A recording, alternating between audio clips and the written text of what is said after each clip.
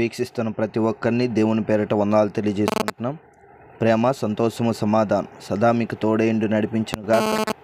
నేడు దినాన సామెతల గ్రంథం 26వ అధ్యాయం చదువుకున్నాం.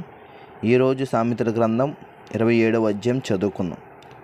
రేపటి దినమును గూర్చి అతిశయపడకము. ఏ దినమున ఏది సంభవించినో అది నీకు తెలియదు. నీ నోరు కాదు అన్యుడే, నీ పెదవులు కాదు పరులే నిన్ను పొగడదగును. రాయి బరువు, ఇసుక భారము. మూడిని కోపము, ఆ రెండిటి కంటే బరువు. క్రూరమైన కోపము వరద వల్లే పొర్లినది. రోషము ఎదుట ఎవడు నిలవగలడు? లోపల ప్రేమించుట కంటే బహిరంగముగా గద్దించుట మేలు. మేలును కోరి స్నేహితుడు గాయములు చేయును. పగవాడు లెక్కలేని ముద్దులు పెట్టును. కడుపు నిండిన వాడు తేనె పట్టునైనను త్రుక్కువేయును. ఆకలి కొనిన వానికి చేదు వస్తువైనను తీయగా నుండును. తన ఇల్లు విడిచి తిరుగువాడు గూడు విడిచి తిరుగు పక్షితో సమానుడు. తైలమును అత్తరును హృదయమును సంతోషపరచును అట్లు చెలికాని హృదయంలో నుండి వచ్చు మధురమైన మాటలు హృదయమును సంతోషపరచును. నీ స్నేహితున్నైనను నీ తండ్రి స్నేహితున్నైనను విడిచిపెట్టకము. నీకు ఆపద కలిగిన దినమందు నీ సహోదరుని ఇంటికి వెళ్ళకము.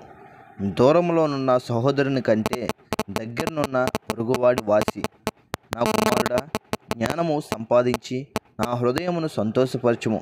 అప్పుడు నన్ను నిందించు వారితో నేను ధైర్యముగా మాట్లాడును. బుద్ధిమంతుడు అపాయము వచ్చుట చూచి దాగును. జ్ఞానం లేని వారు యోచింపక ఆపదలో పడుదురు. ఎదుటివాని కొరకు పూటబడిన వాని వస్త్రము పుచ్చుకొనుము. పరుల కొరకు పూటబడిన వాని వలన కొదవ పెట్టించుము.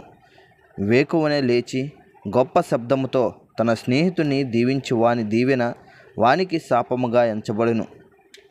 ముసురు దినమున ఎడతెగక కారు నీళ్లును గయ్యాలి అయిన భార్యయు సమానము.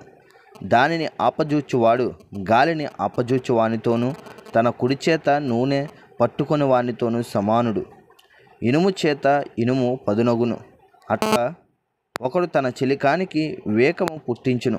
అంజూరపు చెట్టును పెంచువాడు దాని ఫలము తినును. తన యజమానుని మన్నించువాడు ఘనతనందును.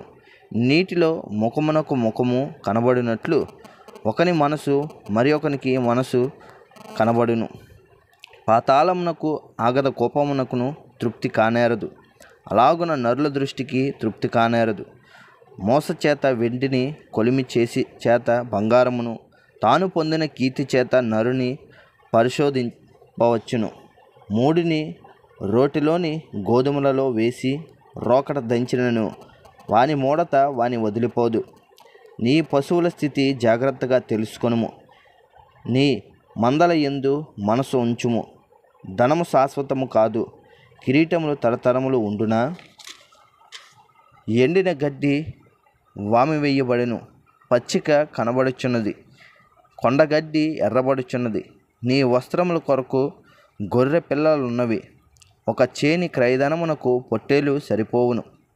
నీ ఆహారమునకు నీ ఇంటివారి ఆహారమునకును నీ పనికత్తెల జీవమునకును మేకపాలు సమృద్ధి అగును.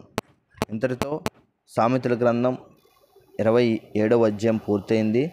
రేపటి దినాన సామెతల గ్రంథం 28వ అధ్యాయం చదువుకున్నాం. ప్రేమ, సంతోషము, సమాధానం సదా మీకు తోడేంటి నడిపించునుగాక. ఆమేన్.